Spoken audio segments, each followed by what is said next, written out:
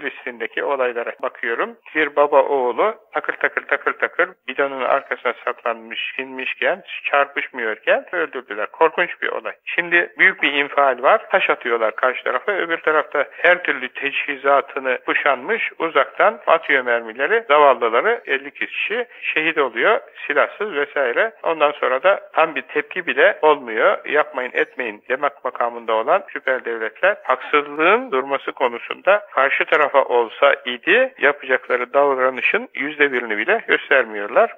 O da onların tabii vebali. Şimdi infak edecek Allah yolunda Müslümanlar ki her yönden kuvvetlensin. Ve eiddu lehum mestata'tum min kuvvetin. Düşmana karşı gücünün yettiği her çeşit silahı her zaman Müslümanın edinmesi lazım. Bosna'da bu olsaydı Boşnaklar bu kadar telafat vermezlerdi. Çeçenistan'da bu olsaydı Çeçenler bu kadar telafat vermezlerdi. Her yerde Allah yolunda para harcamayı tam yapmamanın cezasını çekiyor Müslümanlar.